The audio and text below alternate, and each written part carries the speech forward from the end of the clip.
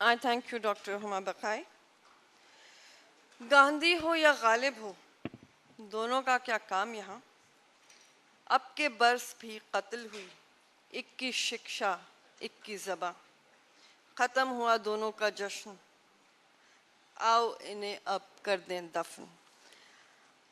Engineer محمد زبیر صاحب، آپ سے گزارش کروں گی.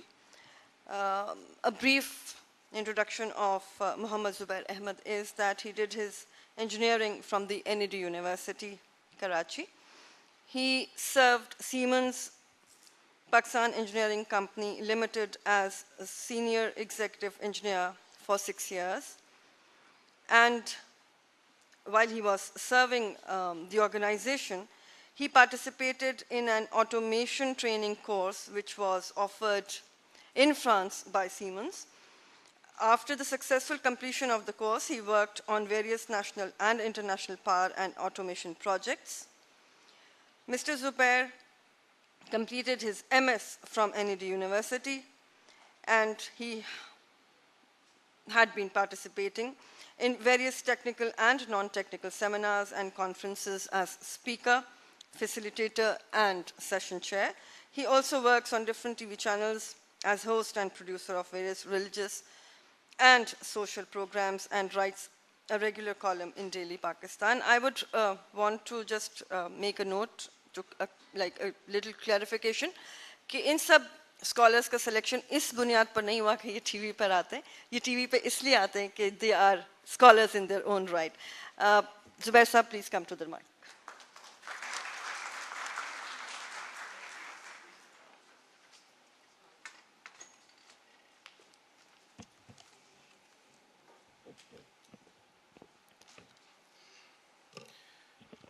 بسم اللہ الرحمن الرحیم.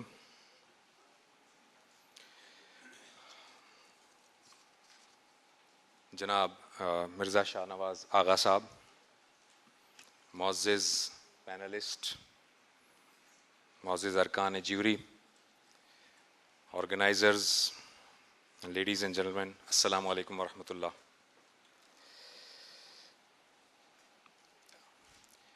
میرے ساتھ کچھ مشکلات ہیں اور ایک آسانی بھی ہے. مشکلات یہ ہیں کہ جو پوائنٹس میں پریپیئر کر کے لایا تھا وہ سب آپ لوگوں نے سن ہی لیے. تو یعنی میرے لیے مشکل یہ ہے کہ اب میرے پاس بتانے کو کچھ نہیں ہے. اور وہ کہتے ہیں نا کہ اب میں جو کچھ بتاؤں گا آپ کو پہلے سے پتا ہوگا. قاصد کے آتے آتے خط ایک اور لکھ رکھوں، میں جانتا ہوں جو وہ لکھیں گے جواب میں. آپ کو پتہ ہی ہوگا کہ اب میں کیا بولوں گا. دوسری بات یہ کہ دوسری جو مشکل ہے وہ یہ ہے کہ میرے سامنے جو آپ بیٹھے ہیں ان میں سے بہت سارے خواتین و حضرات ایسے ہیں جنہیں میں جانتا ہوں جو مجھ سے بہت اچھا سوچتے ہیں، بہت اچھا بول سکتے ہیں. ظاہر ہے ان کے سامنے میں اس طرح سے نہیں بول پاؤں گا. تیسری بات یہ کہ جو مجھ سے پہلے 3 اسپیکر آئے وہ تینوں کے تینوں ڈاکٹر تھے اور میں ان کے سامنے ایک آرڈنری سا آدمی ہوں. لیکن آسانی اس میں یہ ہے کہ آپ لوگ یہ ساری باتیں ریپیٹیڈلی سن کر شاید ایسے سیچوریشن پوائنٹ پر پہنچ چکے ہیں کہ اب میں کوئی الٹا سیدھا بھی کچھ بولوں گا تو کسی کی سمجھ میں نہیں آنا ہے. اور میں خود بھی چاہوں گا کہ وہ کہتے ہیں نا بک رہا ہوں جنوں میں کیا کیا کچھ نہ سمجھے خدا کرے کوئی.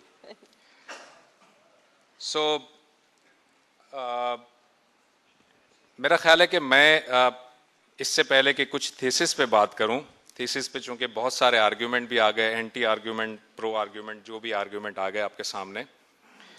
ایک بہت امپورٹنٹ بات جو میں نے فیل کی ہے آج کے اس سیمینار میں، اور جو میں بڑے احترام کے ساتھ آغا صاحب کے ساتھ شیئر کروں گا، آپ کے ساتھ شیئر کروں گا، وہ یہ کہ یہ جو تھیسس ہے، میں نے جب اس کو پڑھا، آپ نے بھی پڑھا ہے اور آپ کو اندازہ ہوا ہوگا کہ اس تھیسس میں ہم نے ایک ساتھ بہت سارے پوائنٹس کھول دیے ہیں.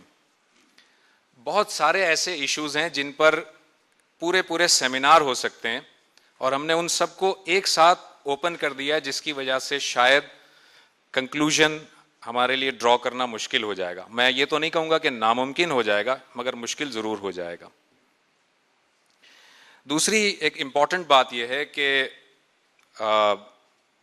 چونکہ ٹی وی پر پروگرام کرتے ہوئے ایک اندازہ ہو جاتا ہے کہ اگر آپ کسی پوائنٹ پر ایگریمنٹ یا ڈس ایگریمنٹ چاہتے ہوں تو اس کا زیادہ بہتر طریقہ یہ ہوتا ہے کہ آپ ان 2-4 جو پینلسٹ ہیں ان کو بٹھائیں, ایک فیسیلیٹیٹر بٹھائیں, اور وہ فیسیلیٹیٹر ایک ایک پوائنٹ لے کر ان سے کراس کویشچن کرتا رہے, آرگیومنٹ کرتا رہے, سب سے کرتا رہے, اور وہ کسی نہ کسی لیول پر آ کر ٹیون ڈاؤن ہونے لگتے ہیں, وہ کنکلوژن کی طرف آنے لگتے ہیں.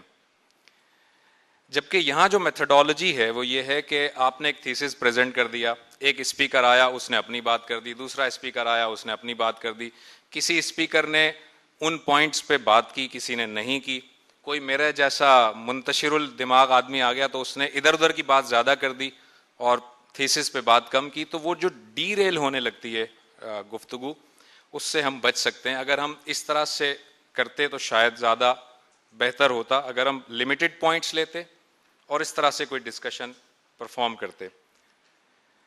کچھ چیزیں آغا صاحب نے جو بیان کی ہیں اس سے 100% اگریمنٹ ہے, جن کو ہم جیسے فریڈم آف اسپیچ کی بات کی, ایجوکیشن, بیلنسڈ میسج ہے اسلام کا, جسٹس فار آل, یہ ساری چیزیں, یا ریسرچ اینڈ اجتہاد, یہ ساری چیزیں بالکل ٹھیک ہیں اپنے طور پر.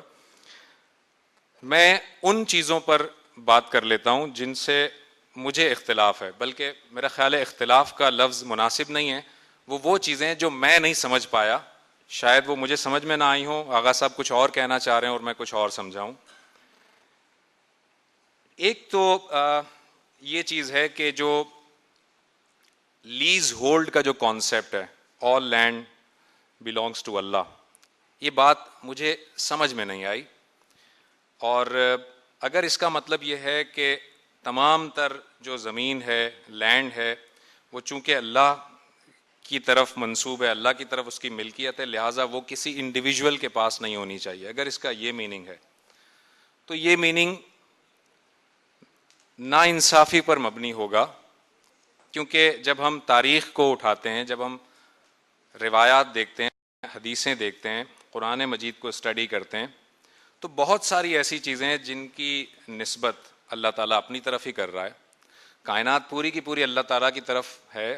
سورہ بقرہ میں ہے وسع کرسیہ السماوات والارض, کہ اللہ تعالیٰ کی جو کرسی ہے, اس کی جو پاور ہے, اس کا جو اقتدار ہے, اس کی جو قوت ہے, اس کا احاطہ پورے سماوات اور ارض میں ہے. تو اللہ تعالیٰ تو ساری کی ساری ملکیت اپنی بتاتا ہے. تو اس طرح سے تو پھر ہم ظاہر ہے کسی چیز کے بھی اونر نہیں ہو سکتے.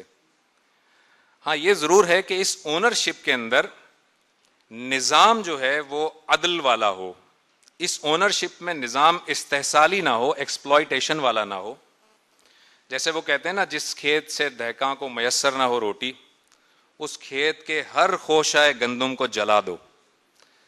تو اگر ایسا واقعی سسٹم ہے لینڈ لارڈزم کا, تو اس کو تو اسلام پسند نہیں کرتا, اس کی تو اسلام مذمت کرتا ہے, اس کے تو خلاف بات کرنے کے لیے اسلام آیا ہے.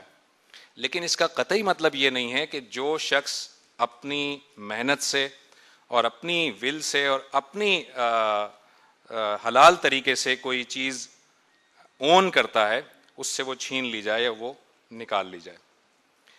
دوسری بات جو مجھے سمجھ میں نہیں آئی وہ یہ ہے کہ ایک کانسیپٹ اس میں میونسپل کمپنی کا کانسیپٹ دیا ہوا ہے, جو جس میں فسکل مینجمنٹ ہے, اور آغا صاحب یہ کہہ رہے ہیں کہ یہ فسکل مینجمنٹ اگر ہم کریں گے تو ربا فری اکنامی ہو سکتی ہے, یا ربا سے ہم بچ سکتے ہیں.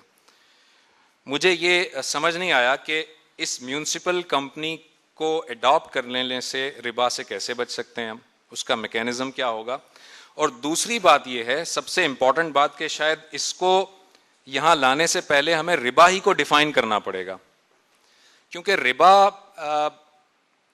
ربا صرف سود نہیں ہے, یہ سود ہماری لینگویج کی ایک تنگی ہے جس میں ہم اس کا ترجمہ, ربا کا ترجمہ سود کر دیتے ہیں. انفیکٹ ربا ایک بالکل ڈفرینٹ چیز ہے, سود نہیں ہے یہ, اور اس پر کافی آرگیومنٹ ہو سکتی ہے. میں اس کی مثال ایک دے دیتا ہوں. یہ میں کوئی اپنی بات کوئی فتویٰ نہیں دے رہا, صرف ایک مثال دے رہا ہوں, فروٹ فار تھاٹ, تاکہ آپ اسے سوچیں کہ اللہ تعالیٰ فرماتا ہے احل اللہ البیع وحرم الربا, کہ اللہ تعالیٰ نے تمام بیع, کاروبار, تجارت, بیع, اللہ تعالیٰ نے بیع کو یا تجارت کو حلال قرار دیا ہے اور ربا کو حرام قرار دیا ہے. یہ ایک ایبسلوٹ اسٹیٹمنٹ ہے جو قرآن مجید میں موجود ہے.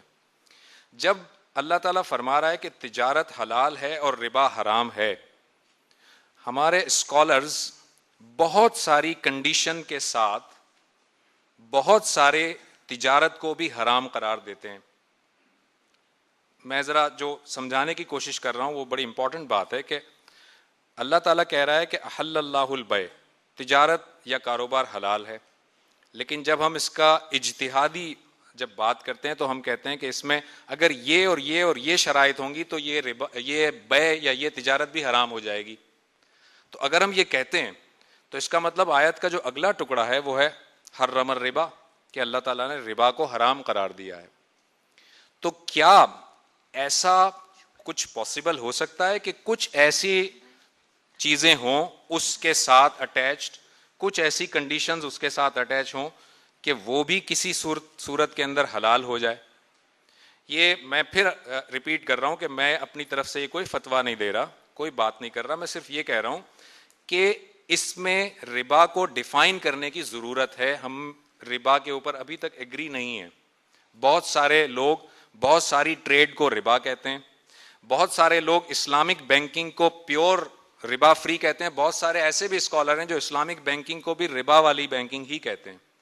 سو we have to define what is ربا.